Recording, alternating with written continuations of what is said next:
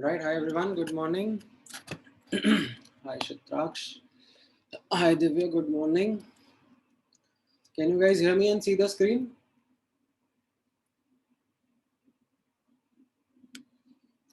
Yeah, morning Nan. Morning Abhijit. All right. So last class में, which was I think yesterday only, right? मैंने आपको photo electric effect का qualitative analysis करवाया था and based on that qualitative analysis मैंने आपको दो questions दिए थे विच आई एम श्योर आप लोगों ने ट्राई नहीं करे होंगे. किसी ने करे होंगे, बहुत कम चांस है.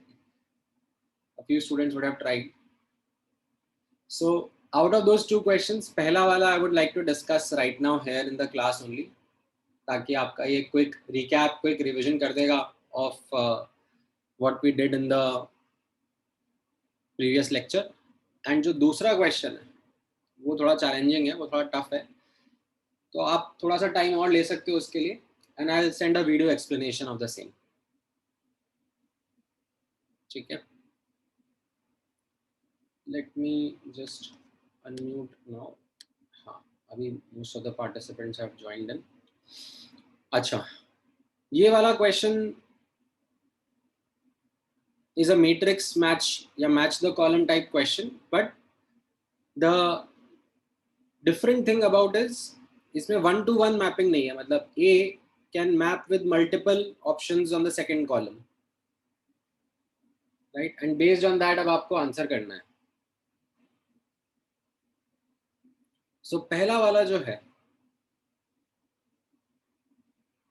इसमें मैं आपकी थोड़ी हेल्प कर देता हूँ. BCD के आंसर्स फिर आप डिस्कस करके एक्सप्लेन करना मुझे. So पहला वाला जैसा अगर मैं नोटिस करूँ, if the frequency of incident light is decreased, right? Photo electric effect हो रहा है बट हमने फ्रीक्वेंसी कम कर दी है. तो फ्रीक्वेंसी कम करने से अब मैं एक एक करके ये ऑप्शंस असेस करूंगा. Stopping potential must decrease.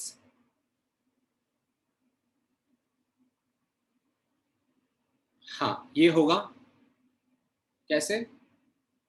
Because if you remember H nu is equal to 5 plus K max होता था, राइट? एंड अगर फ्रीक्वेंसी कम हो रही है तो kinetic एनर्जी कम हो जाएगी. kinetic एनर्जी कम हो जाएगी, then the stopping potential required to stop the electrons, that will also decrease. Photo electric effect Q option में गेस कर रहा हूं. Photo electric effect may stop. Is it a chance that photoelectric effect may stop? Yes, sir. हाँ, अगर frequency कम कर, threshold frequency से कमी हो गई, राइट? तो फिर मैं बोल सकता हूँ फोटो इलेक्ट्रिक इफेक्ट में stop. Saturation current must increase या मस्ट डिक्रीज. क्या ऐसा कंपलसरी है? इनफैक्ट मैंने आपको पढ़ाया था दैट फ्रीक्वेंसी चेंज करने से फोटो करंट पे इफेक्ट जो है हम उसको क्या लिखते हैं? Unchanged, right? So saturation current must increase या must decrease is not compulsory, right? If you remember, ये अपन ने एक ग्राफ नोटिस करा था फोटो करंट वर्सेस फ्रीक्वेंसी का, एंड ऐसे थ्रेशोल्ड फ्रीक्वेंसी के बियॉन्ड, लाइक उसके पहले तो जीरो था, देन उसके beyond you had this,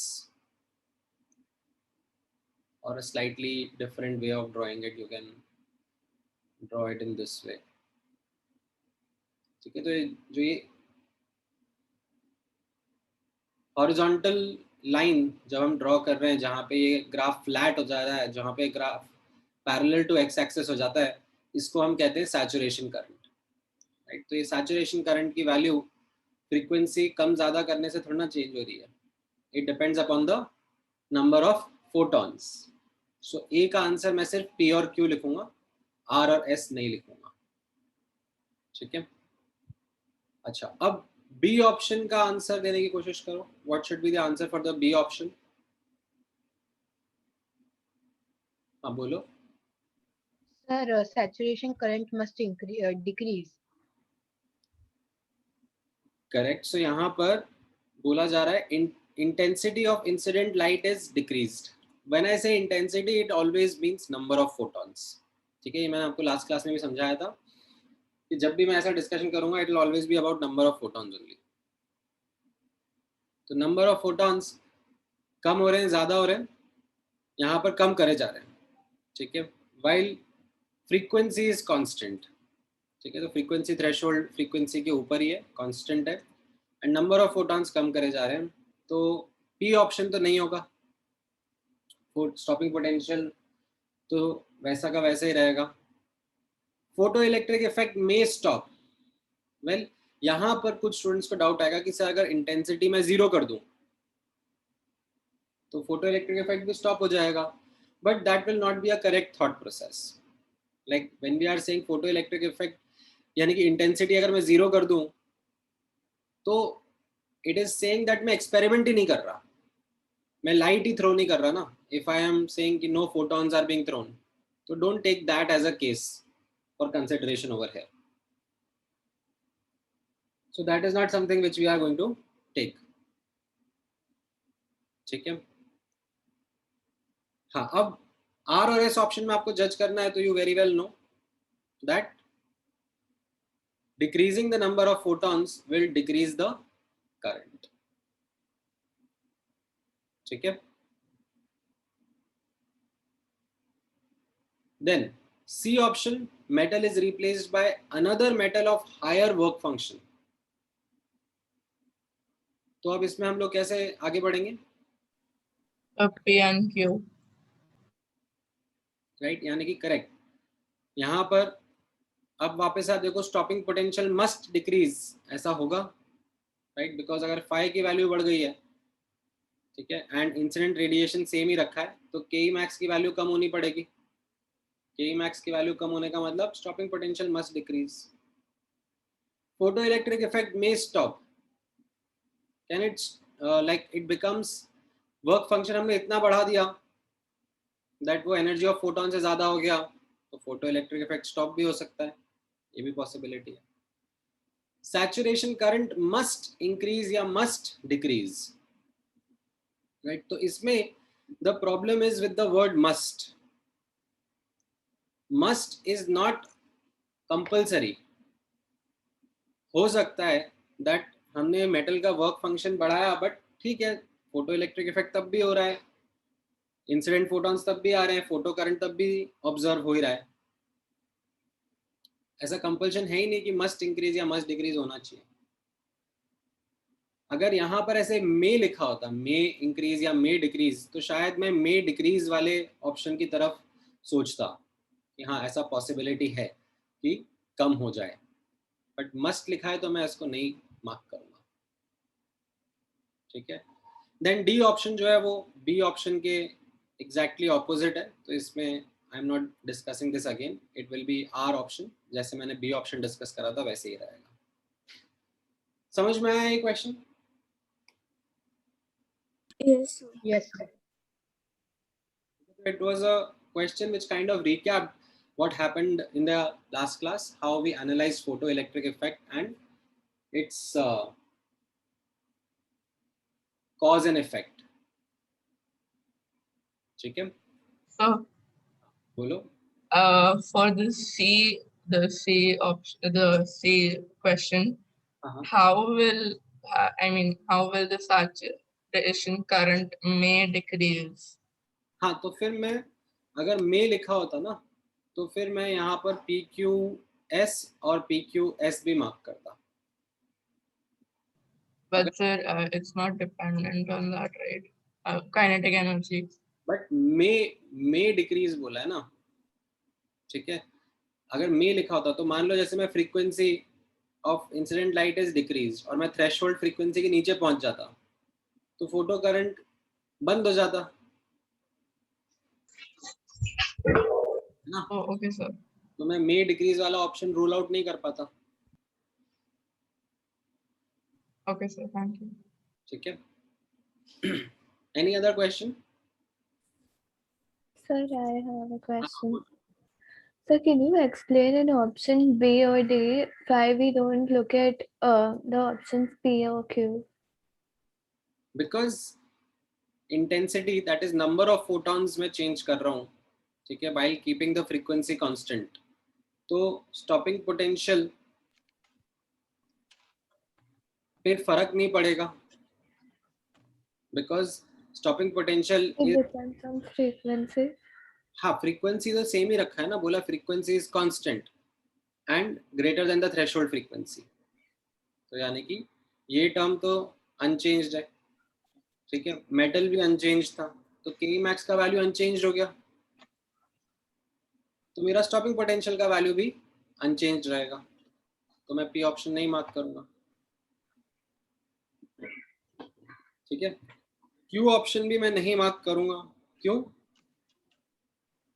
intensity यानी कि नंबर ऑफ फोटॉन्स आप कम कर रहे हो, ठीक है, तो नंबर ऑफ इजेक्टेड इलेक्ट्रॉन कम हो जाएंगे, बट फोटो इलेक्ट्रिक इफेक्ट बंद थोड़ी ना होगा. That is what the key result of photoelectric effect experiment was that even if हम लोग कम इंटेंसिटी के फोटॉन्स या कम इंटेंसिटी की लाइट थ्रो कर रहे हैं, बट वो थ्रेशोल्ड फ्रीक्वेंसी के ऊपर है, तो भी हमें फोटो इलेक्ट्रिक इफेक्ट ऑब्जर्व होता है. और अगर हम थ्रेशोल्ड फ्रीक्वेंसी से कम फ्रीक्वेंसी की लाइट यूज कर रहे हैं एंड कम इंटेंसिटी यूज कर रहे हैं, तब भी हमें फोटो इलेक्ट्रिक इफेक्ट ऑब्जर्व. समझ में आया? Yes, sir. So if the frequency would be less than threshold frequency, photoelectric effect would stop, right? Yes. Okay. Thank you. ठीक है. सो ये हमारा फोटो इलेक्ट्रिक इफेक्ट का अंडरस्टैंडिंग था, numerical as well as qualitative. And आपने I am sure booklet के कुछ questions try करे होंगे, जिसमें आपको जो स्पेशली एफबीएस के क्वेश्चंस थे, बाइंडिंग एनर्जी वाला या एक्सेलरेटिंग वोल्टेज वाला, उनमें थोड़ा सा चैलेंज आ रहा होगा, उसमें थोड़ी दिक्कत आ रही होगी, बट ठीक है, हम लोग डिस्कस करेंगे उन क्वेश्चंस को भी, नॉट टू वरी. अब let me move on to the next sub topic, which is Bohr's model of atom. Now, if you remember, हम लोग Rutherford model पढ़ रहे थे before we started with the quantum theory of light. And then Rutherford model के बाद Bohr's model पढ़ने के पहले मैंने आपको बोला था that we need to understand some fundamental concepts about the theory of light and then study Bohr's model. So now that time has arrived, we are now discussing Bohr's model and how Bohr's model is. एक overall summary capture करना है यहाँ पर. Bohr's model अगर मैं describe करना चाहूँ, what is the underlying concept, what made Bohr's model, so there are three things which you can highlight. One was Rutherford's model itself. Okay, what is it that Bohr's model has in common with Rutherford's model? Nucleus. हाँ, nucleus is at the center and electron is revolving around it. That is what Bohr's model also took as the picture of atom. Then you have quantum theory of light, which goes into Bohr's model of atom as well. कैसे जाता है ये quantum theory of light Bohr's model में, आप notice करना. Rutherford's model का drawback याद है आपको?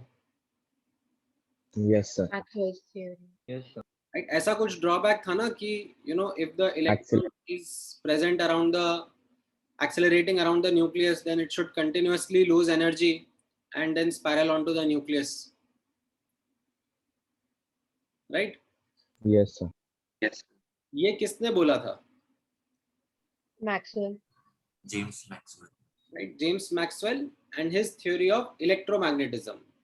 उस theory of electromagnetism से ही हमने like wave theory of light समझा था.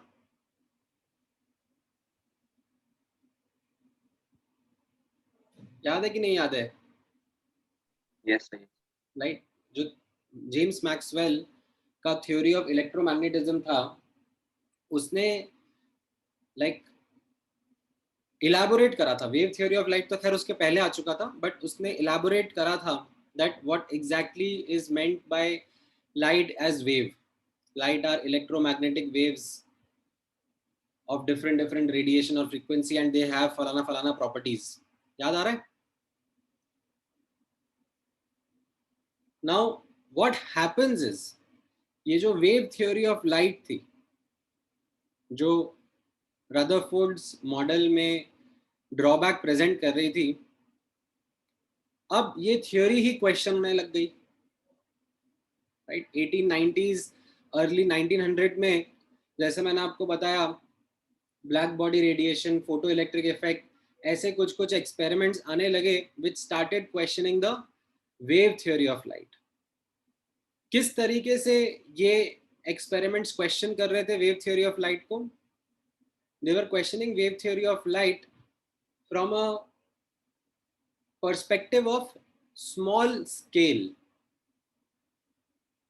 Like wave theory of light को गलत नहीं बोल रहे थे, ठीक है? Wave theory of light was something which was very comprehensive, was something which was helpful in understanding behavior at a macroscopic scale.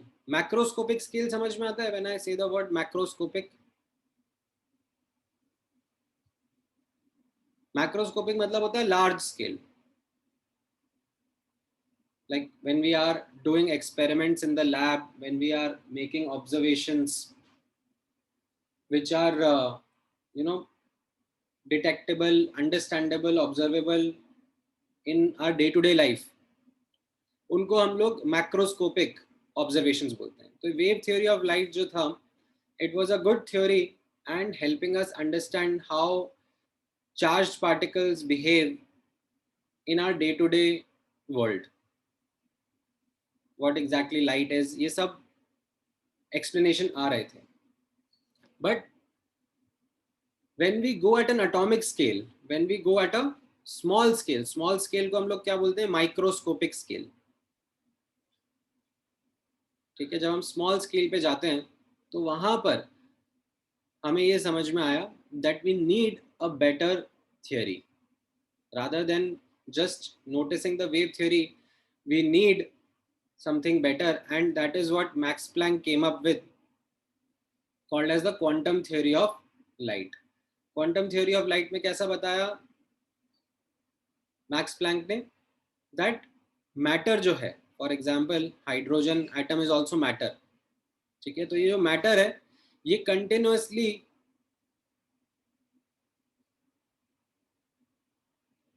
radiations emit या absorb नहीं करता है,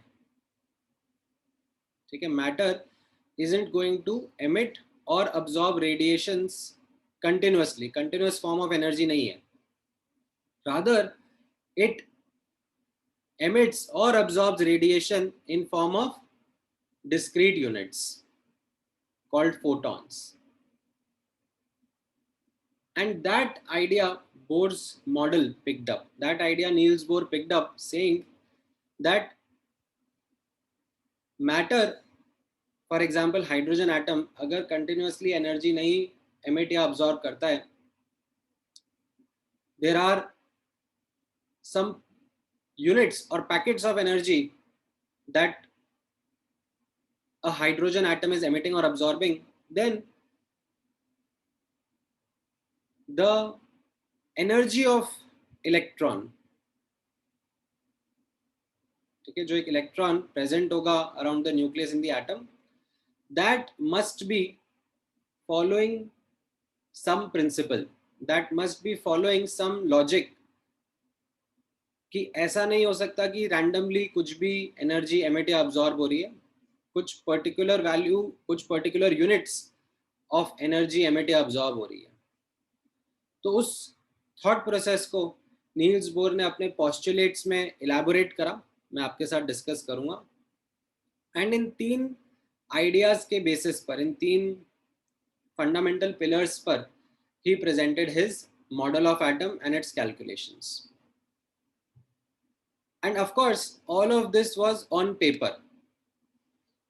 Okay, this was something which Niels Bohr did on paper, but the scientific community requires experimental validation. So we will also look at the experiment which helped validate Bohr's model of atom. Okay, you remember this word that I had written, I think 2-3 lectures back? Yes, sir. Yes, sir. जब मैंने बताया था that there is this experiment called as atomic spectrum, which is not satisfactorily explained by the wave theory of light, and that is what was explained by Niels Bohr using quantum theory of light. Using his model, he explained that experiment. So that experiment acts as a validation to Bohr's model of atom. ठीक है, so अब हम एक एक करके postulates समझना शुरू करते हैं बोर्स मॉडल ऑफ एटम के। ठीक है, रदरफोर्ड मॉडल क्या होता है उसका आइडिया हमें है, क्वांटम थ्योरी ऑफ लाइट क्या होती है उसका भी आइडिया हमें है, ये हम लोगों ने पिछली कुछ क्लासेस में प्रैक्टिस भी कराए। अब मैं पोस्टुलेट से स्टार्ट करता हूँ, what did Niels Bohr present. ठीक है, एंड यहाँ पे नोटिस करना, ये जो पोस्टुलेट्स नील्स बोर ने प्रेजेंट करे, ये ऐसा नहीं था कि नील्स बोर को सपना आया और नील्स बोर ने ऐसे पेपर पे लिखना शुरू कर दिया। There was mathematical background to it. Like he did perform calculations, he did perform certain mathematical calculations to come up with these postulates. However, as part of our syllabus, as part of our understanding right now, I will not be taking you through those derivations. ठीक है, because उन derivations को समझने के लिए, उन derivations को पढ़ने के लिए थोड़ा और फिजिक्स आना चाहिए। Like you can say at least 12th class जितना फिजिक्स तो आना ही चाहिए। The concept of circular motion, the concept of electric field, electric force, electric potential energy, like वो सारे कॉन्सेप्ट्स का अंडरस्टैंडिंग होना चाहिए, तब जाके लाइक हम लोग पोस्टुलेट्स को डिराइव करने का सोच सकते हैं। तो अभी के लिए यहाँ पर when I will be discussing these postulates with you, I am not getting into the derivation of them. ठीक है, सीधे रिजल्ट बताऊंगा आपको। सो पहला postulate देखते हैं। The first postulate which Niels Bohr presented is in the following manner. He said that electrons revolve around the nucleus, जैसा कि रदरफोर्ड ने बोला था। However, he said that they don't revolve randomly anywhere. The electrons revolve around the nucleus in certain circular orbits, certain allowed orbits only. And he called those orbits as shells or energy levels. ठीक है, मैं बताऊंगा आपको why energy level word is being used. But that was the first postulate that Bohr presented कि nucleus के around electron revolve करेगा, but randomly कहीं पे भी ऐसा नहीं है रिवॉल्व करेगा, ऐसे ऑर्बिट्स में ही रिवॉल्व करेगा which are governed by the concept of quantization. What do you mean by that concept of quantization? तो यहाँ पे नोटिस करना, there were 2 important concepts about quantization. One was quantization of energy and the other was quantization of angular momentum. Now, पहले हम लोग quantization of angular momentum के concept पर focus करते हैं।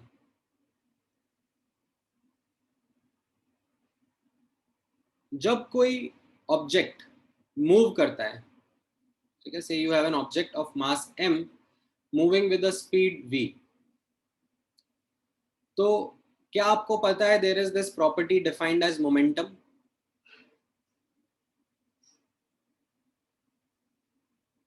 Yes, sir. And it is written as mass into velocity.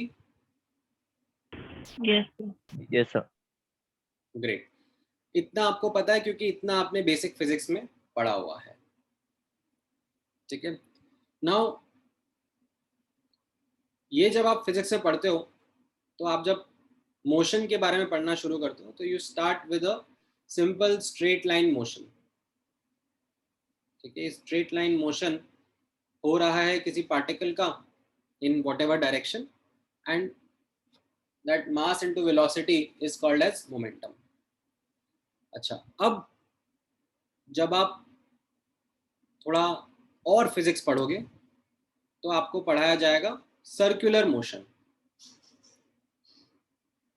Do you know what circular motion is? Yes, sir. Of course you know it, you can easily visualize it as well. So let's say एक object है, ठीक है, and आपने उसको एक रोप से tie कर रखा है, and then you are swirling it around, right? तो ये क्या हो गया? Circular motion. Now circular motion में जैसे हम लोगों ने स्ट्रेट लाइन मोशन में प्रॉपर्टीज डिफाइन करी थी, फॉर एग्जांपल स्पीड, वैसे ही सर्कुलर मोशन में we define something called as angular speed. जैसे स्ट्रेट लाइन मोशन में we define something called as momentum, वैसे ही सर्कुलर मोशन में we define something called as angular momentum, ठीक है। अब मैं डायरेक्टली आपके लिए डिफाइन कर देता हूँ, ठीक है। मैं उसके लाइक प्रॉपर कनेक्शन में नहीं जा रहा कि कैसे स्ट्रेट लाइन मोशन से कनेक्ट करते हुए हम लोग सर्कुलर मोशन स्टडी करते हैं। मैं सीधे सीधे लिख देता हूँ। मान लो ये कोई ऑब्जेक्ट है of mass m, it is moving with the speed v, ठीक है, जो इसकी टेंजेंशियल स्पीड है। इसको मैं क्या बोल रहा हूँ? टेंजेंशियल स्पीड, ठीक है। This is the speed that the particle will have, let's say if I cut the rope, मैंने अचानक से इस रोप को कट कर दिया, ठीक है, स्ट्रिंग को कट कर दिया, तो ये जो पार्टिकल है ये ऐसे टेंजेंट मैनर में जाता है ना। आपने खुद ने एक्सपीरियंस करा होगा शायद कभी ऐसे, अगर आप किसी पार्टिकल को सर्कुलर मोशन में चल रहा है उसको अचानक डिस्कनेक्ट कर दो तो वो ऐसे टेंजेंशियली बाहर खिसक जाता है। Yes, sir. ठीक है, नहीं भी एक्सपीरियंस करा होगा तो आपको फिजिक्स में करवाएंगे ही सही। एंड लेट्स से ये r डिस्टेंस पर है फ्रॉम द सेंटर, ठीक है, जिसके अराउंड ये सर्कुलर मोशन हो रहा है। तो फिजिक्स में हम लोग एक प्रॉपर्टी डिफाइन करते हैं कॉल्ड एज एंगुलर मोमेंटम, ठीक है। हम उसको ऐसे कैपिटल L सिंबल से डिनोट करते हैं, and this is equal to m into v into r। ऐसा फिजिक्स में करा जाता है। अच्छा, अब अगर मैं आपसे पूछूं इन रियल लाइफ, लेट से आपके पास में कोई ऑब्जेक्ट है जिसको आपको सर्कुलर मोशन में लाइक रखना है, तो you can have any value of radius, any value of speed जो आपके मन में आए, and start doing this and start making that object go in circular motion। कुछ भी हो सकता है ना, आपकी जो इच्छा है। मतलब फॉर एग्जांपल यू डिसाइडेड कि मेरे पास एक छोटा सा पत्थर है ऑफ से 0.1 kg, एंड मेरे पास एक स्ट्रिंग है of say length 0.5 metre, and depending upon मैं कितना एनर्जी प्रोवाइड कर रहा हूँ, I can say come up with any speed of the particle, ठीक है। Say I want to come up with the speed of 10 metre per second, तो मैं accordingly उतनी एनर्जी के साथ में इसको रोटेट करना शुरू करूँगा, रिवॉल्व कराना शुरू करूँगा। तो एंगुलर मोमेंटम की कुछ भी रैंडम वैल्यू आप जनरेट कर सकते हो, है कि नहीं? Yes, sir. आपकी इच्छा के ऊपर है, आपको कितना लेंथ ऑफ स्ट्रिंग रखना है, कितना एनर्जी प्रोवाइड करना है, कितना स्पीड देना है. Now what Niels Bohr said was that when we study an atom, ठीक है, and we study an electron revolving around an atom, then what we understand is that ये जो इलेक्ट्रॉन है, ठीक है, it cannot have any random value of angular momentum.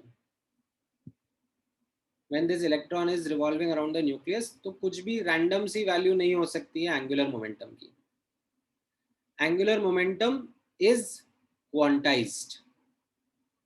मतलब it is found to be, according to the calculations which Niels Bohr did, is found to be a multiple of h upon 2 pi. H stands for Planck's constant. Pi is something which you know, 3.14 something आगे. So जो angular momentum रहेगा electron का, वो इस value का multiple ही हो सकता है. It can be 1 time h upon 2 pi, it can be 2 times h upon 2 pi, it can be 3 times h upon 2 pi. It cannot be something random. It cannot be say 3.2 into h upon 2 pi. ऐसा नहीं हो सकता. And this is a reality which Niels Bohr said is there at a small scale, at a scale of an atom, how electrons are going to be present. You might say that हमारे scale पर, normal day to day scale पर तो angular momentum हम कुछ भी value ले सकते हैं, but not at the scale of the atom. ऐसा नील्स बोर ने कैसे सोचा? Based on maths, based on the mathematical work he did. ठीक है, आई am not taking you through that derivation, I am just taking you through the result. So that result is angular momentum. ठीक है, यहाँ पे notice करना, which Niels Bohr said of an electron around the nucleus must be quantized. मतलब it can have only particular values which are a multiple of h upon 2 pi. ये h upon 2 pi को हम लोग काफ़ी जगह use करेंगे आगे, तो इसका एक नया सिंबल बना देते हैं called as such as h cross. ठीक है, ये h के ऊपर ऐसे एक बार बना दिया, h बार या h cross बोलते हैं इसको. ठीक है, where m is the mass of electron, v is the tangential speed of the electron, r is the radius of orbit. ठीक है, h is Planck's constant and n क्या stand कर रहा है? n stands for the multiple of h upon 2 pi. It can be 1, 2, 3, 4, any natural number starting from 1. And that also means orbit number. ठीक है, कैसे? यहाँ पर समझना. So Niels Bohr said that electron can be present around the nucleus, but in certain allowed orbits only, not randomly कहीं पर भी. कैसे कैसे orbits में the electron can be? Where the angular momentum is a multiple of h upon 2 pi. So it can be 1 times h upon 2 pi. So that will be the first orbit in which the electron can be present. It can be 2 times h upon 2 pi. So that would be the second orbit in which the electron can be present. Okay, that is the allowed orbit. And so on so forth. Randomly electron कहीं पर भी present नहीं होगा. ये first postulate समझ में आया आप लोगों को? Sir, what is n in the angular momentum? What is what? N. N stands for orbit number, or you can say the multiple of h upon 2 pi. ठीक है, angular momentum के लिए बोला ना, that angular momentum is something which is quantized. It is not something which can have continuous values, any random value. It can be only, or it is only allowed to be a multiple of h upon 2 pi. तो इसका 1 time हो सकता है, 2 time हो सकता है, 3 time हो सकता है, and so on so fourth. ठीक है. तो सर वो n की जो भी वैल्यू है मतलब वो ऑर्बिट नंबर है. करेक्ट. ठीक है. h अपॉन 2 पाई को हम लोग ऐसे h क्रॉस भी लिखते हैं. This entire h upon 2 pi, that's just a short symbol, बार बार h बाय 2 पाई लिखने की जगह, है ना. और h का वैल्यू आपको पता है, ये प्लैंक्स कांस्टेंट का वैल्यू अपन पढ़ते ही आ रहे हैं, 6.626 इंटू 10 की पावर माइनस 34 जूल सेकेंड. ठीक है, ये आपको याद रहना चाहिए. Right, so it was something which Niels Bohr presented, saying that based on my mathematical work, based on my mathematical calculations, electron should obey this principle, this quantization of angular momentum. Sir, in this, the v is the velocity of electron. हाँ, इसको हम लोग tangential speed बोलते हैं. So this v is after, like, suppose if we tie rocks and we cut the rope, so this v is after cutting the rope or when it is in the circular motion? आप वैसे भी बोल सकते हो, ठीक है. और you can simply also say that if I am noticing the electron in circular motion, ठीक है, whenever there is an object in circular motion ना, तो typically we talk about its angular speed. ठीक है, that is the typical understanding or discussion that we do. But क्योंकि अभी मैं आपको circular motion नहीं पढ़ा रहा हूँ, तो मैं जबरदस्ती angular speed क्या होता है वो सब डिटेल में नहीं जा रहा हूँ. ठीक है. So I am keeping things simple, that ये एक object है which is going in circular motion, ठीक है, एंड इसका स्पीड v है. ठीक है, यहां पर भी v है, यहां पर भी v रहेगा, बट कैसा रहता है, ये टेंजेंट डायरेक्शन में रहता है. ठीक है, इसलिए इसको टेंजेंशियल स्पीड बोल देता है. That is it. For example, if you ask me that how much time will the electron take to complete one orbit, तो मैं बोलूंगा time is equal to distance upon speed, है ना. डिस्टेंस कितना हो जाएगा, 2 pi r. 2 pi r. And speed क्या use करूंगा मैं, ये टेंजेंशियल स्पीड, कि v स्पीड से जाते जा रहा है ये. ठीक है. Yes, sir. All right.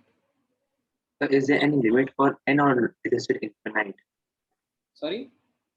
Is there any limit for n or is it infinite? And नहीं, there is no limit. So Niels Bohr said that electron can be present around the nucleus, not just randomly anywhere, but only in certain allowed orbits, and those orbits must follow the rule of quantized angular momentum. That means in those orbits, the angular momentum of the electron must be a multiple of h upon 2 pi. ठीक है, ये पहला postulate था. Sir, can we equate NH by 2 pi with MVR? हाँ हाँ, वही तो कर रहा है ना. ये MVR is equal to NH upon 2 pi.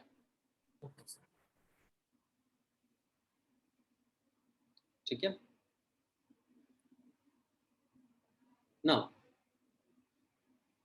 अब नोटिस करना, ये पहले postulate के बाद में Niels Bohr further elaborated his model. He presented another postulate. Notice करना वो postulate क्या है, कैसा है. As long as electron revolves in a particular orbit, it neither loses energy nor gains energy. The energy associated with an electron is conserved as long as it is present in a particular orbit. This is also an important postulate which Niels Bohr presented.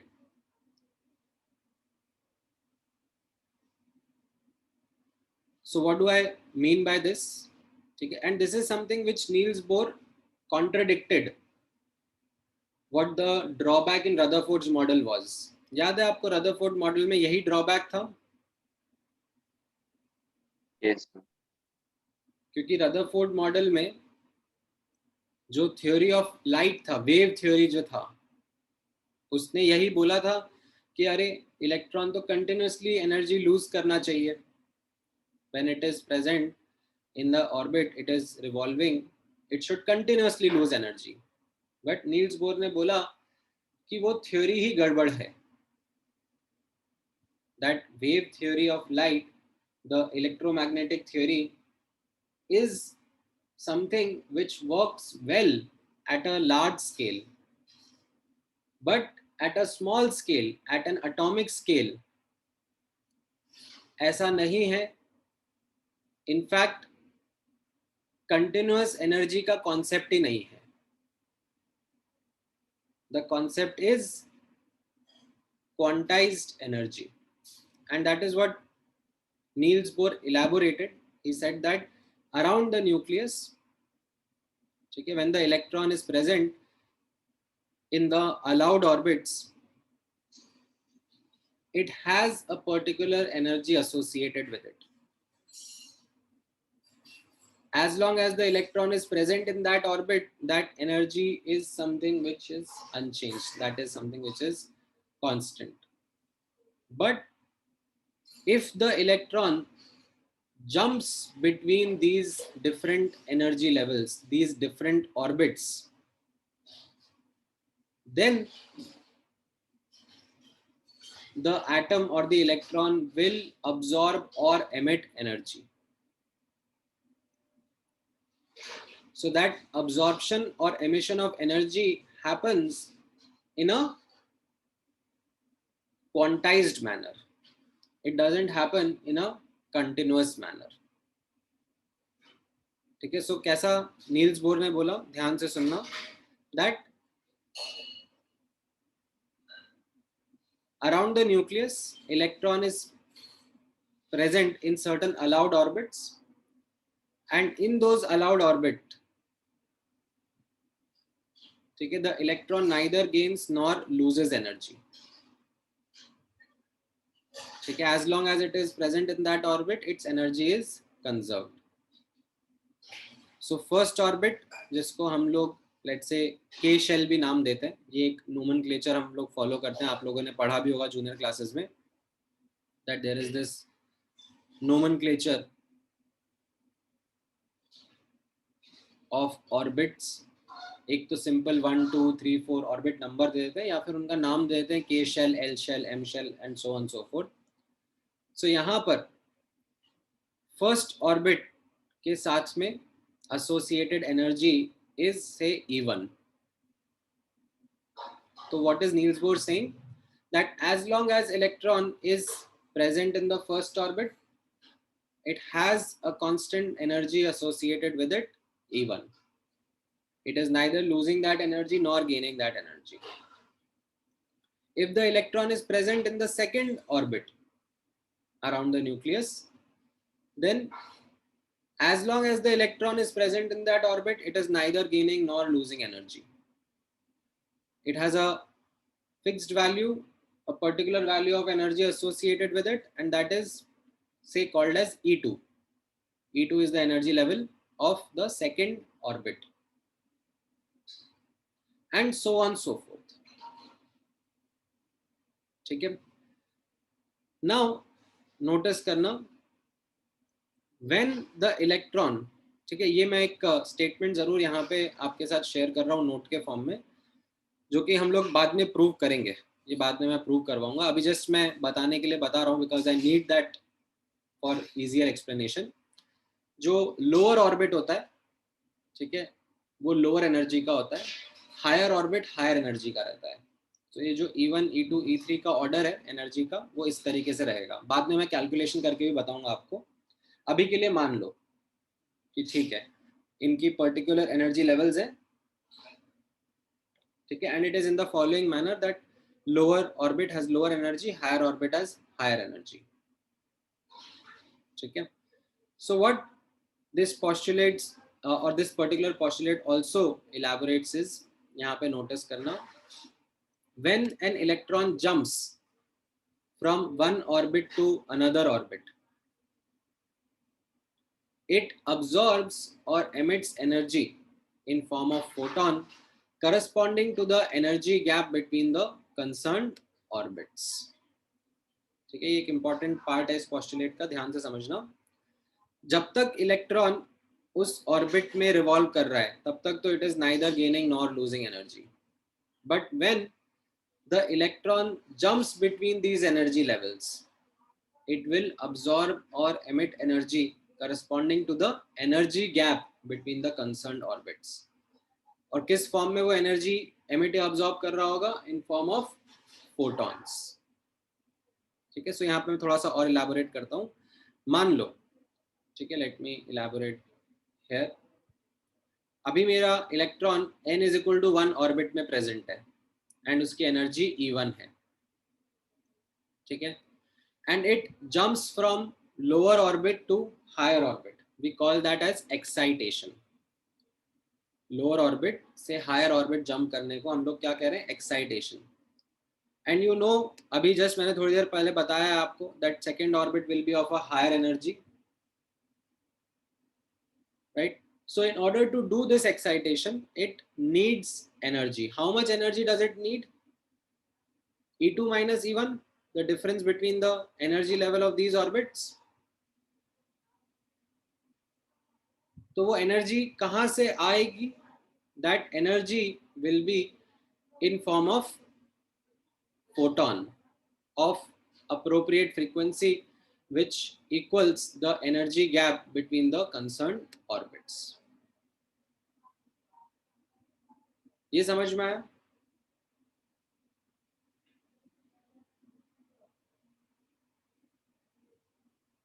वैसे ही electron D excite भी कर सकता है. For example, electron is in second orbit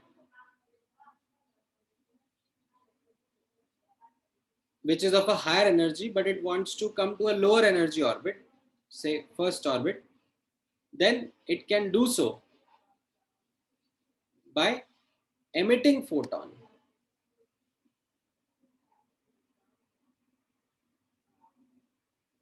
Of energy equal to the energy gap between the concerned orbits, right? So यहाँ पर कैसा रहेगा? Energy of photon will be again equal to delta E. delta E, delta मतलब change. Change क्या होता है? Change is always final minus initial. ठीक है, यहाँ पर final क्या है? E1 और initial क्या था? E2.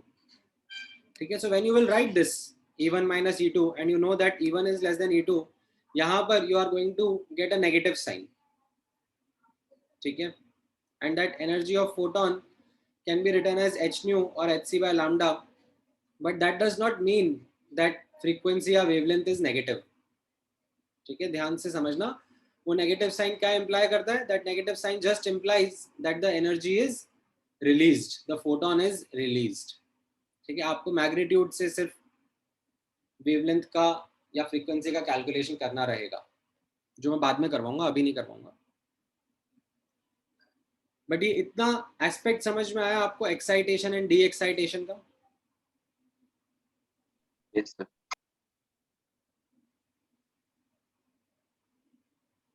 ठीक है, so these were the two important postulates, I would say, दो बोर्स मॉडल ने, नील्स बोर ने रखे थे, with some mathematical work, with some thought that went behind,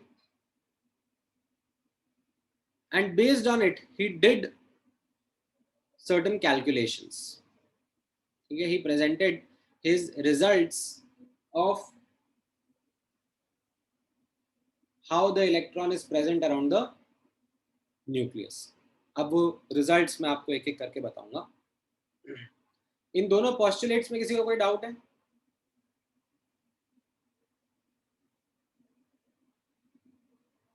हाँ बोलो. Sir, in the reaction between two atoms, the atom loses electron from its last shell, means having high energy. So it should lose electron from first shell, which has lower energy, na?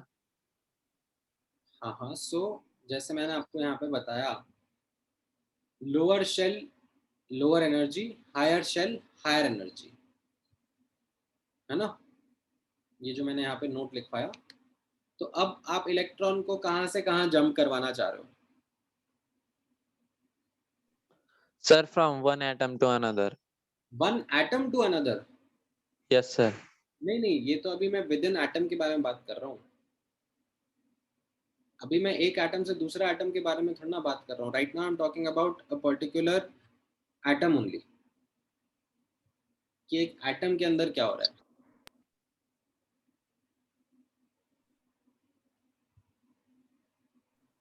The can shell 1D excite. आवाज cut गई, दोबारा बोलो. The shell 1D excite. No, of course not. मतलब that is the first orbit, no, that is the lower energy orbit. ठीक है. Although there will be something which will be taught in nuclear chemistry, ठीक है, but there is something called as K capture. ये जो आपका question है ना, उसका आंसर मिलता है in a topic called as K capture, but वो न्यूक्लियर केमिस्ट्री का कॉन्सेप्ट है. न्यूक्लियस से उसका लेना देना होता है, अभी नहीं है, अभी इस चैप्टर में नहीं है. So could you explain de-excitation again? Correct. D excitation मतलब हायर एनर्जी से लोअर एनर्जी पे आना, है ना. एक्साइटेशन वर्ड का मतलब क्या हो जाएगा? लोअर एनर्जी से हायर एनर्जी पे जाना. That is what excitation would mean. So de-excitation would simply be coming from a higher energy level to a lower energy level. ठीक है. Okay, sir. हाँ, आपका एक क्वेश्चन जो मतलब रहता है टिपिकली, जो जनरली इस टाइम पे मुझसे बच्चे पूछते हैं, वो इस तरीके से रहता है कि सर आपने लाइक बोर्स मॉडल स्टार्ट करा और उसमें आपने बोला था दैट ये जो पूरा डिस्कशन हो रहा है ये सिंगल इलेक्ट्रॉन सिस्टम के लिए कर रहे हैं. Single electron system like hydrogen atom, है ना. न्यूक्लियस और न्यूक्लियस के अराउंड एक इलेक्ट्रॉन, या फिर helium plus ion. Helium atom में कैसा रहता है? हीलियम एटम में न्यूक्लियस के अराउंड 2 इलेक्ट्रॉन रहते हैं ना. बट मैं हीलियम प्लस आयन के बारे में बात कर रहा हूँ, मतलब इसमें से मैंने एक इलेक्ट्रॉन रिमूव कर दिया है, तो it's a single electron system only. ठीक है. तो सर आपने जब बोर्स मॉडल का डिस्कशन स्टार्ट किया था तब आपने बोला कि सिंगल इलेक्ट्रॉन सिस्टम के बारे में बात कर रहे हैं. तो अगर एक ही इलेक्ट्रॉन है तो फिर वो एक ही ऑर्बिट में प्रेजेंट होगा ना, फर्स्ट ऑर्बिट में प्रेजेंट होगा. तो ये मल्टीपल ऑर्बिट्स क्या बना दिया आपने? ये किसी को क्वेश्चन आया? ये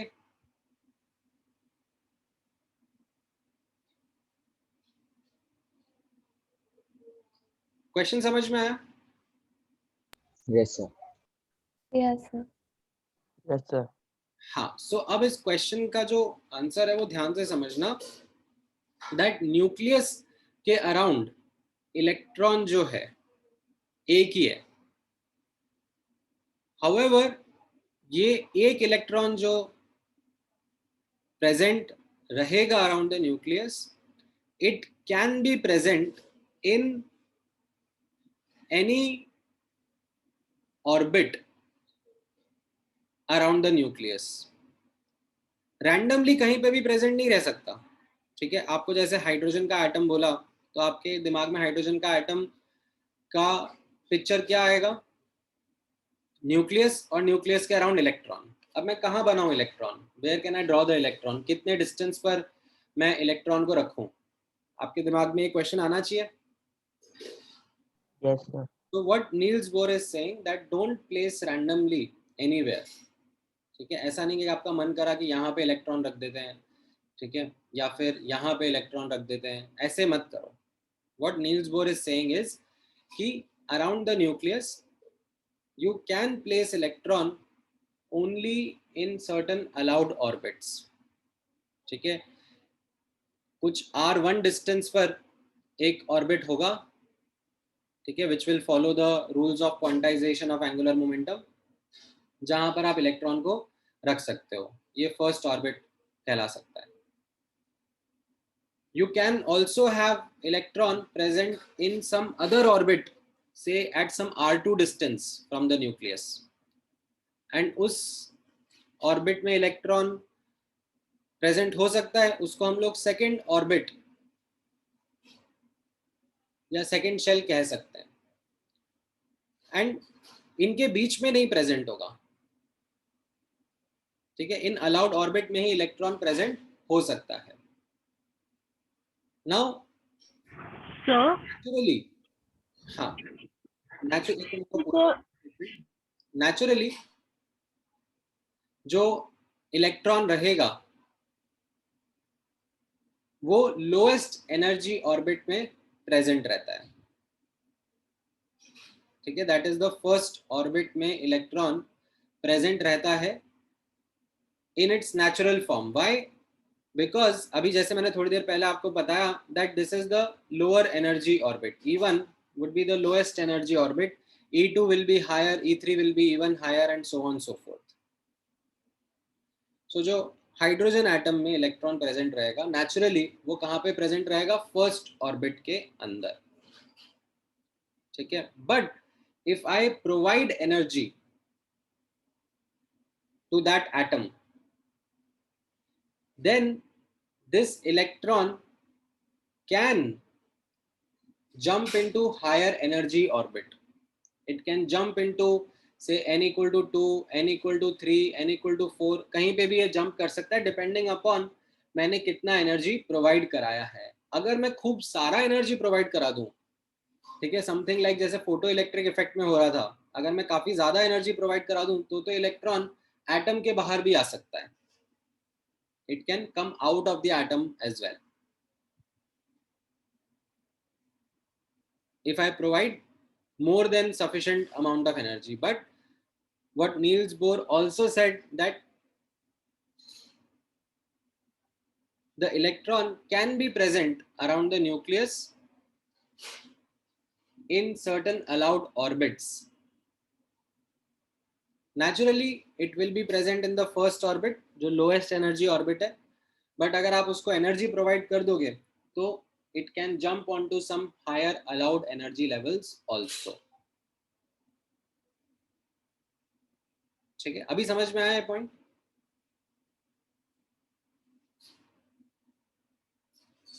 Yes, sir. हाँ, क्वेश्चन पूछो. Sir. बोलो बोलो. So if there is a photon with insufficient frequency and it hits the electron, the electron will jump to other orbits before it jumps out of the atom, right? It can. It can. Can, although what I would say is, so basically तो तुम पूछना चाह रहे हो कि let's say एक electron को मैंने कम एनर्जी का फोटोन प्रोवाइड करा एंड वो एक्साइट हो गया, ठीक है, and then I provide another photon and then it comes out of the atom, right? ऐसा ही कुछ पूछना चाह रहे हो? जी सर. राइट. सो ये जो फिनोमेना हुआ, is it possible? My answer would be yes. Is it probable? My answer would be no. It is highly unlikely.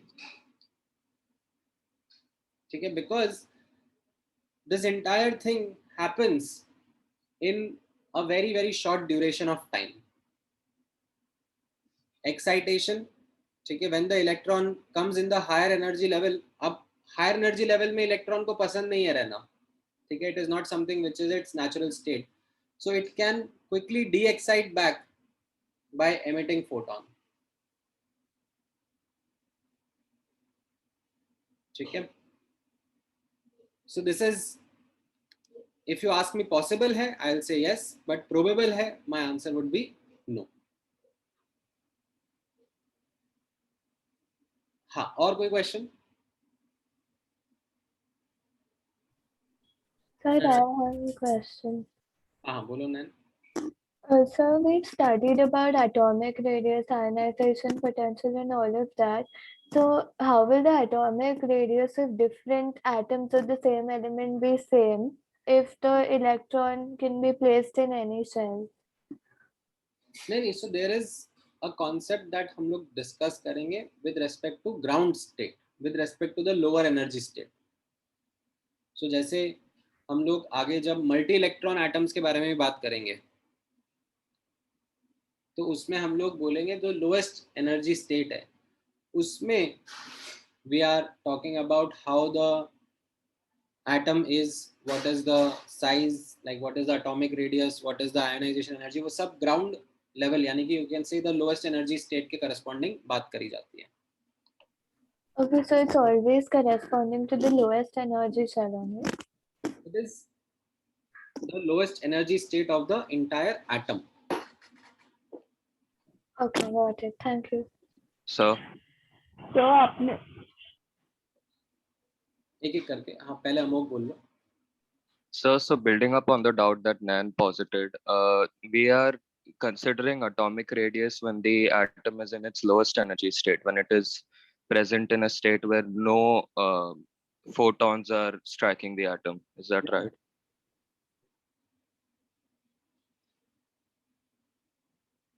Correct. हाँ बोलो प्रियल. तो आपने जैसे वो क्वेश्चन बोला कि अगर ये सिंगल इलेक्ट्रॉन सिस्टम के लिए है, तो does the number of orbits does not depend on the number of electron? Like हमें जूनियर क्लासेस में मेरी अंडरस्टैंडिंग ये थी कि अगर 2 इलेक्ट्रॉन से ज्यादा हुआ तब सेकंड ऑर्बिट बनता है, तो 10 से ज्यादा हुआ तो थर्ड ऑर्बिट बनता है. मैं वही डाउट को यहाँ पर किल करना चाह रहा हूँ, वही मिसकंसेप्शन को किल करना चाह रहा हूँ.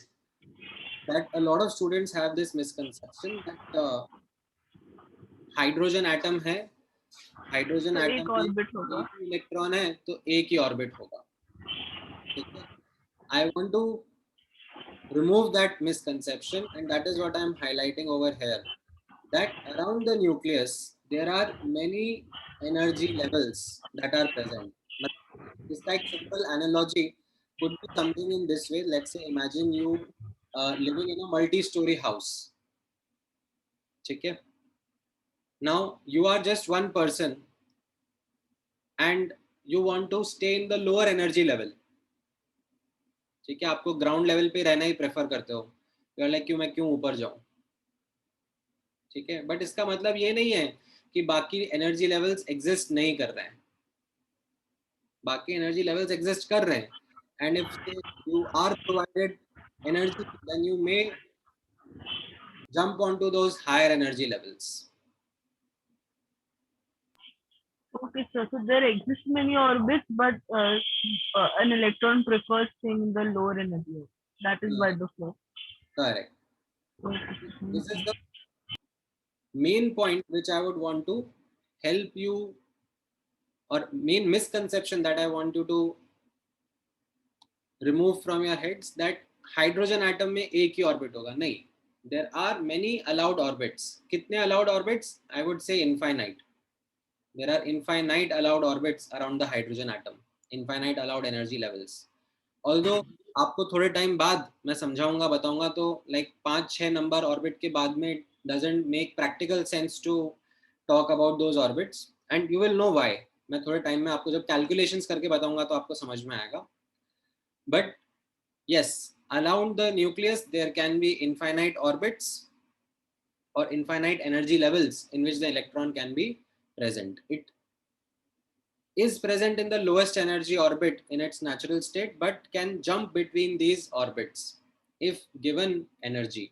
It can excite as well as de-excite between these allowed energy levels. ठीक है. हाँ बोलो पूर्वा. But sir, like the electron is present in those orbits because of protons. So if we provide a lot of energy, then how will it keep revolving in like polar orbits for a small atom like hydrogen? हाँ हाँ, if you provide adequate energy, like sufficient energy, तो you can make the electron jump out of the atom also. That is called as ionization. Yes, so for a small atom, is it easy to like make that happen or it's something like that? नहीं नहीं, वो तो atom to atom depend करता है, मतलब it जैसे completely depends upon, अगर मैं मान लो सिंगल इलेक्ट्रॉन कंपेयर कर रहा हूँ, सिंगल इलेक्ट्रॉन स्पीशीज को मैं कंपेयर कर रहा हूँ, मान लो हाइड्रोजन और हीलियम प्लस को कंपेयर कर रहा हूँ, सो हाइड्रोजन के अंदर एक ही प्रोटॉन है, हीलियम प्लस के अंदर 2 प्रोटॉन है, तो किसमें से इलेक्ट्रॉन को रिमूव करने में ज्यादा एफर्ट लगेगा? हीलियम। हीलियम प्लस में से, क्योंकि Yes. अट्रैक्शन रहेगा ना, ज्यादा एनर्जी लगेगी, ठीक है, बट दैट्स अ कैलकुलेशन जो हम थोड़ी देर बाद करेंगे। Okay, sir. हाँ बोलो Murtaza. Sir, kind of an unrelated doubt though. Sir, which is larger, electron or photon? नहीं नहीं, it's not something that we are able to describe a particular size to these species. No, we don't. Okay, sir. बोलो नैन। Sir, I just wanted to ask that in the diagram of the cells above, the one above this, ये वाला, हाँ, तो उसमें वो electron के नीचे you've written mv, so it's with the r, right, and it stands for the angular momentum, right? हाँ हाँ, Okay, yeah, thank you. बोलो हृदय। So what's the difference between angular speed and velocity?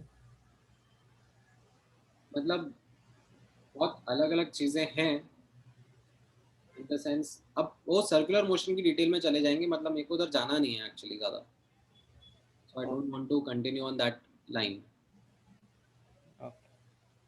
So will angular speed be 0 because distance travel is 0? Will angular speed be 0 because? Like distance traveled is 0? नहीं नहीं नहीं नहीं, वो इसीलिए मैं देखो सर्कुलर मोशन की डिटेल में जाना नहीं चाह रहा हूँ, मतलब इनफैक्ट आप जब फिजिक्स में पढ़ोगे एक चैप्टर रहेगा, पूरे चैप्टर का नाम ही होगा सर्कुलर मोशन, ठीक है, तो मेरे लिए it will be a big digression if I start explaining what circular motion is. Yes, okay, sir. Take some hints and उसको यूज करके हम लोग आगे बढ़ेंगे। बोलो Aryan. So if we provide a large amount of energy to hydrogen atom, the electron can be in the 5th, 6th or 7th shell also. Correct correct, इसके पहले जो मैं आपको बता रहा था फोटो इलेक्ट्रिक इफेक्ट में हम लोगों ने क्या कॉन्सेप्ट सीखा था? फोटो इलेक्ट्रिक इफेक्ट में हम लोगों ने सीखा था कॉन्सेप्ट ऑफ आयोनाइजेशन, ठीक है, ज्यादा इलेबोरेट नहीं करा मैंने इस वर्ड पर, बट बेसिकली इलेक्ट्रॉन को एटम के बाहर निकाल दिया था, ठीक है। यहाँ पर जो मैं कॉन्सेप्ट अब इलेबोरेट करूंगा आफ्टर बोर्स मॉडल या ड्यूरिंग बोर्स मॉडल, ये कॉन्सेप्ट रहेगा एक्साइटेशन का, ठीक है, इसको हम एक्साइटेशन बोल रहे हैं, that electron can jump between these allowed energy levels around the nucleus, ठीक है। नाउ अब नोटिस करना that based on these postulates, Niels Bohr also presented mathematical aspects of his single electron atom, because ये सब सुनने के बाद में, ये सब समझने के बाद में एक लॉजिकल नेक्स्ट क्वेश्चन जो कि स्टूडेंट्स के दिमाग में आता है, वो क्या आता है कि I want values, I want to know that nucleus के अराउंड आप बोल रहे हो डिफरेंट डिफरेंट ऑर्बिट्स हैं, ठीक है, you are saying that nucleus के around you have n equal to 1, n equal to 2, right, n equal to 3, n equal to 4, इस तरीके से आप ऑर्बिट्स बोल रहे हो। So can you tell me at what distance from the nucleus these orbits are present? That will be good to know, right? So ये r2 distance पर है, ये ऑर्बिट से r3 डिस्टेंस पर है, can you tell me the value of the radius of these orbits?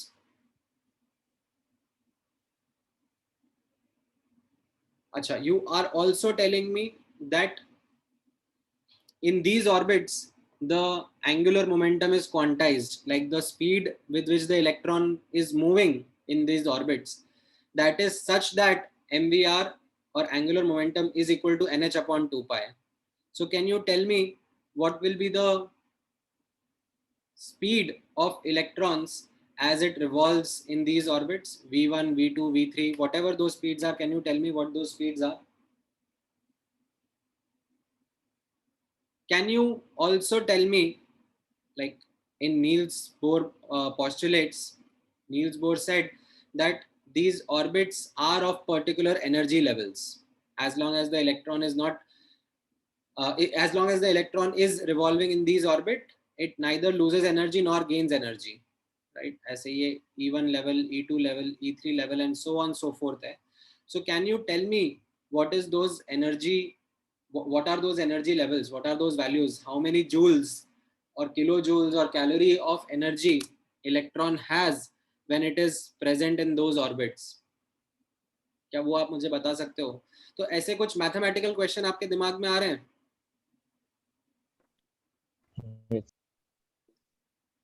और भी question आ सकते हैं, ठीक है? Maybe there can be some other questions also that can come into your mind. For example a question can come in this way कि अच्छा electron जो है वो रिवॉल्व कर रहा है, तो can you tell me 1 second में कितनी बार रिवॉल्व कर देगा अराउंड द न्यूक्लियस? हो सकता है ये भी क्वेश्चन आ रहा हो दिमाग में आपके.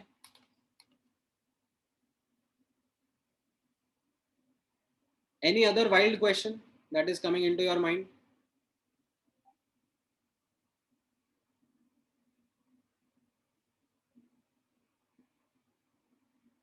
Trying to understand Bohr's model? Yes, sir. बताओ जरा. Sir, these orbits correspond to the atomic, like that electronic configuration, right? नहीं नहीं, अभी मैं सिंगल इलेक्ट्रॉन सिस्टम के बारे में बात कर रहा हूँ ना. So there is no configuration. Okay, sir.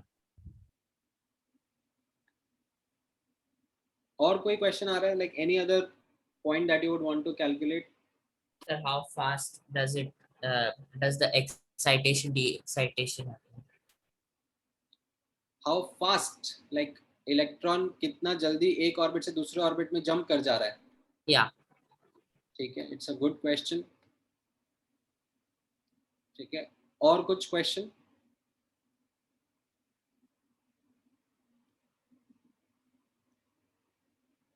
What is the energy required to energize the electron? What would be the energy required to make the electron jump from one energy level to another energy level? Yes, sir. ठीक है, so ऐसे काफी सारे questions आपके दिमाग में आ रहे हैं. So good. So basically we are trying to understand mathematically about what Niels Bohr has presented as a picture of atom. ठीक है, हाँ, और भी बहुत सारे क्वेश्चंस हैं. It's good to know that you guys are able to think more and more about. So अब what we are going to do is we are going to actually solve Bohr's model of atom and try to get the answer to some of those questions that you have presented. Now starting में we will be focusing only on 3 important results. क्या क्या result रहेंगे वो? एक रहेगा radius of orbit का, that what is the distance from the nucleus where the electron can be present. ठीक है, ये एक रिजल्ट रहेगा. दूसरा रिजल्ट जो हम निकालेंगे, दूसरा रिजल्ट जो हम फोकस करेंगे वो रहेगा स्पीड ऑफ इलेक्ट्रॉन का, that how would the speed of electron be in a particular orbit around the nucleus, at what speed electron will be moving. And finally तीसरा basic result, तीसरा important result रहेगा related to the energy of electron present in that orbit. So how much energy does that electron possess when it is going to be present in the nucleus, present in the atom around the nucleus in particular orbits. In 3 results के ऊपर मैं एक एक करके focus करूंगा. Now यहाँ पर I have already written down the results. ठीक है, मैं डेरिवेशन बाद में दिखाऊंगा. अभी मैं पहले रिजल्ट आपके सामने लिख दे रहा हूँ, because result is something which is going to be more important. Result is something which is going to be more extensively used than the derivation. Derivation अभी मैं आपके सामने करूंगा, लेकिन आपको शायद ही समझ में आएगा derivation.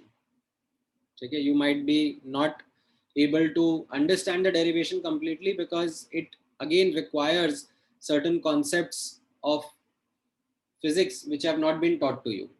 It requires understanding of circular motion. It requires understanding of electrostatic force of attraction. वो सब concept आपने पढ़े नहीं है physics में अभी तक, तो आपको derivation अभी के लिए नहीं समझ में आएगा. ठीक है, but still मैं notes में ज़रूर लिखवाऊंगा, because in future जब आप 12th क्लास में पढ़ लोगे तो आपके लिए डेरिवेशन एकदम बेसिक सिंपल सा हो जाएगा. तब आप ऐसे चुटकियों में in a matter of minutes like आप सॉल्व कर पाओगे, डिराइव कर पाओगे खुद से. ठीक है, so I don't want you to miss out on the derivation. It is a good to know derivation. You must be able to do the derivation by yourself.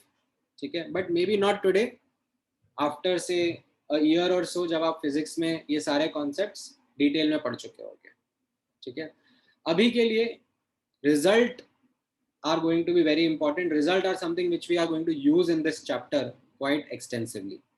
ठीक है, तो ये result कैसा है यहाँ पे नोटिस करना. जैसे रेडियस का रिजल्ट लिखा हुआ है, when calculated it comes out to be 0.529 into n square by z. N stands for the orbit number, z stands for the atomic number. So let's say if I ask you this question, what will be the radius of second orbit of helium plus? तो आप क्या करोगे, इस question में से n और z का value इस फॉर्मूला में पुट करोगे एंड आंसर निकालोगे. ठीक है, इसमें एंगस्ट्रॉम की यूनिट्स में मुझे आंसर मिलेगा. ठीक है, what is the speed of electron in an orbit? It is given by this formula 2.16 into 10 की power 6 into z upon n. Right, so for example, if I ask you a question over here, what will be the speed of electron in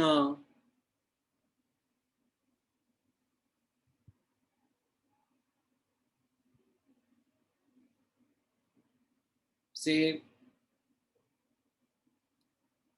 first orbit of Li2 plus ion? Li2 plus ion क्या हो जाएगा? Single electron species हो जाएगा.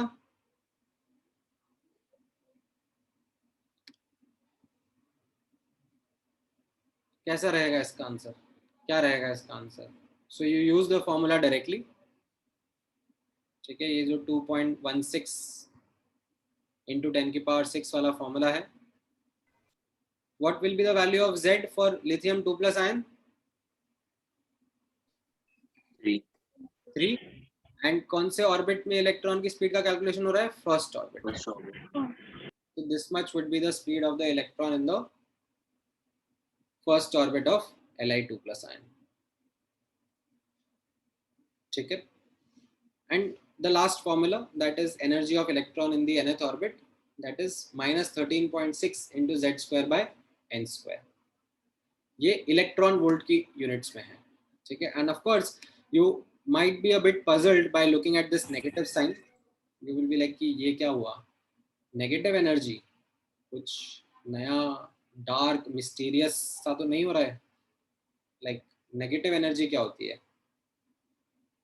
So I will need to spend some time on it and help you understand what do I mean by this negative sign. It is not something mysterious. It is not something like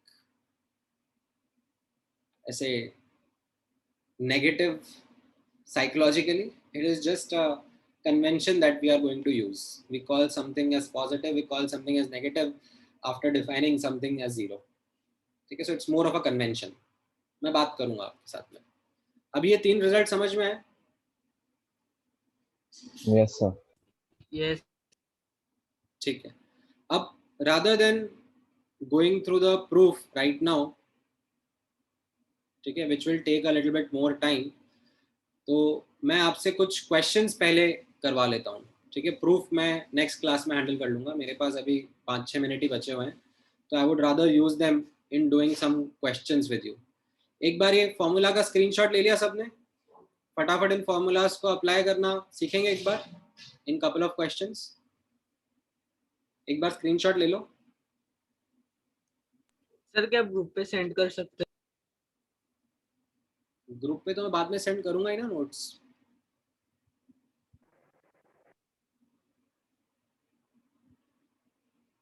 ले लिया screenshot? Yes sir. अच्छा, अब एक एक छोटा छोटा question try करते हैं। ये डेरिवेशन पे मैं थोड़ा बाद में टाइम स्पेंड करूंगा। What will be the radius of first orbit of helium plus ion? ठीक है, और मुझे मीटर्स में आंसर चाहिए। हाउ मेनी मीटर्स का रेडियस होगा?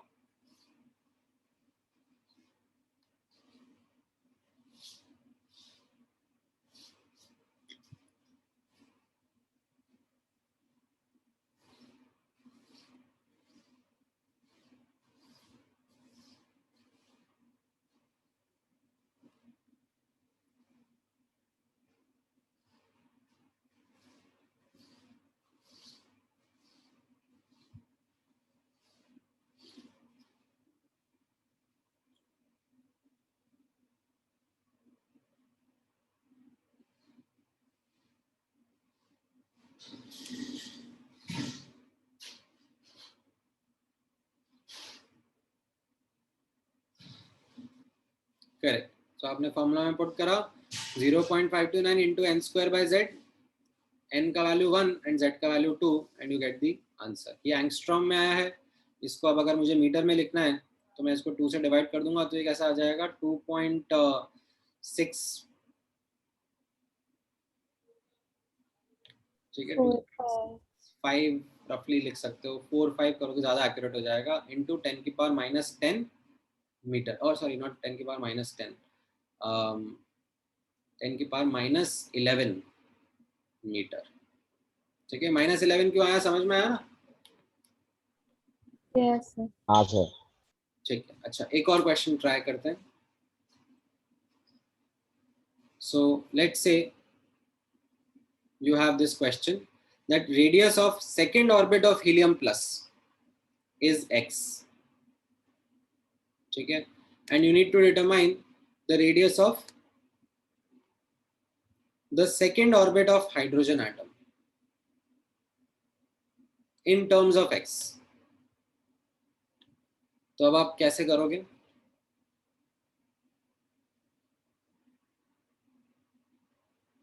x के टर्म्स में डिटरमाइन करना है। डोंट पुट वैल्यूज और anything, don't waste your time in doing calculations or anything, you just need to find the answer in terms of x only।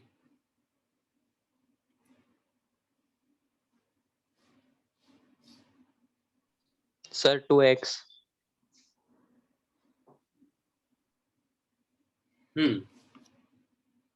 Correct. कैसे रहेगा? यहां पर देखो, I would explore the proportionality, ठीक है, I will focus on the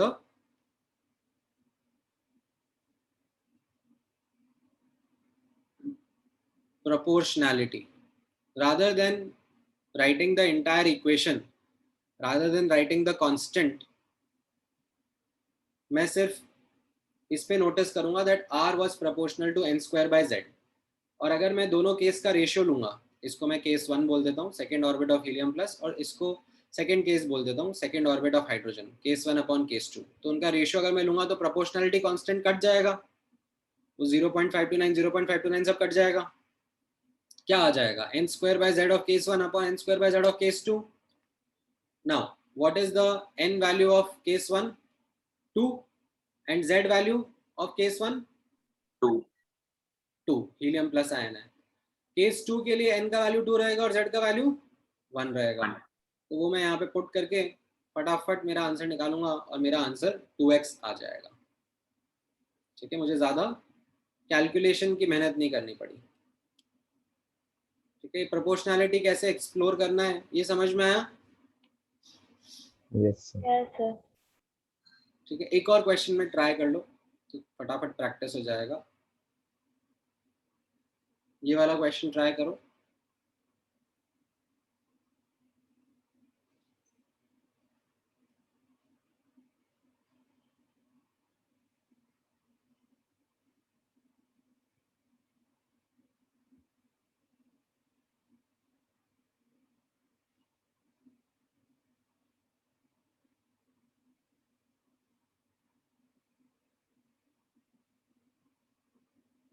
हाँ, क्या doubt है आपका Aryan? If the energy of photon is quantized, so energy is sent in discrete units, so the electron receives and emit energy discretely.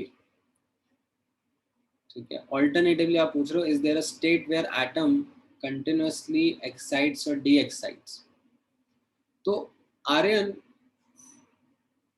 that is something which was the perception. जैसे हम लोग जब black body radiation पढ़ रहे थे, तो black body radiation में हम लोग ये चीज समझ रहे थे कि जो मेटल है उसको मैंने हीट करा तो क्या हो रहा है, उसके एटम से कंटिन्यूअसली एनर्जी आ रही है। ठीक है, वो हमें ऐसा लग रहा था कंटिन्यूअस है, but that is what Max Planck said कि it is quantized, it is not a continuous emission of energy that is happening. And वो हमें ऐसा इसलिए लग रहा था मतलब कंटिन्यूअस है क्योंकि it was happening very fast.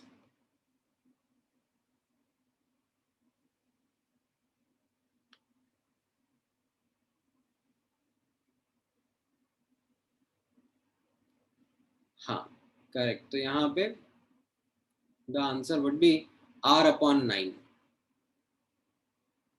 ठीक है, डायमीटर पूछा है, रेडियस नहीं। तो यहाँ पर आपका कैसा रहेगा, देखो R इज n²/z के प्रोपोर्शनल, राइट, एंड मैंने दोनों का रेशियो ले लिया। Radius of third orbit of hydrogen upon radius of first orbit of helium plus, तो ये कैसा रहेगा, n²/z के प्रोपोर्शनल। तो पहले केस में n का वैल्यू 3 था एंड z का वैल्यू 1 है, दूसरे केस में n का वैल्यू 1 और z का वैल्यू 2 है। तो इससे मुझे क्या मिल जाएगा, रेडियस मिल जाएगा R/18 एंड डायमीटर क्या होता है, ट्वाइस ऑफ दैट रेडियस। तो मेरा आंसर रहेगा R/9।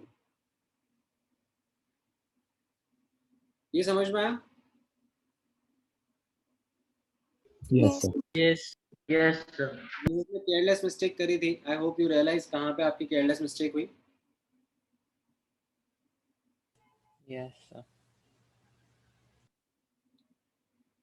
ठीक है, ऑल राइट, चलो आज के लिए यहीं तक रखते हैं अपना डिस्कशन। ठीक है, next class I think Saturday को ही है, तो वहीं से मैं कंटिन्यू करूंगा। I will also spend some time on the derivation part. ठीक है, डेरिवेशन वाले पार्ट पे मैं थोड़ा सा टाइम स्पेंड कर दूंगा। अभी के लिए मैं बस नोट्स में आपको लिख के भेज देता हूँ, फिर डेरिवेशन वाला पार्ट थोड़ा डिस्कस करके आगे बढ़ के then I will continue with the remaining questions. So in the above example, could you tell why we took 10⁻⁻11 meter and not 10⁻10? ये कैसे आया 10⁻⁻11? Yes, तो वो sir. -5 होगा। क्या चीज? तो 2.625 into 10⁻⁻5 मीटर। नहीं 0.529 अपॉन 2 एंगस्ट्रॉम आ रहा था। अब एंगस्ट्रॉम क्या होता है? 10⁻⁻10। Yes, sir, got it. We took one decimal place. Got it. हाँ, अब मैं क्या करता हूँ, ऊपर नीचे 10 से मल्टीप्लाई डिवाइड कर लेता हूँ। ये 10 का मल्टीप्लिकेशन इधर लेके आ जाता हूँ 5.2। ये 10 का डिवीजन मैं यहीं पर इंक्लूड कर देता हूँ। तो आप समझ में आया? Yes, sir. ठीक है, एनी अदर क्वेश्चन? तो अगर इलेक्ट्रॉन लास्ट ऑर्बिट पे अगर तब एक्साइटेशन हुआ तो बाहर चल जाएगा ना एटम से? मतलब प्रैक्टिकली और actually theoretically saying last orbit does not make sense. It is like ionization का मतलब ही यही होता है that n का value large है, like it is almost out of influence of nucleus.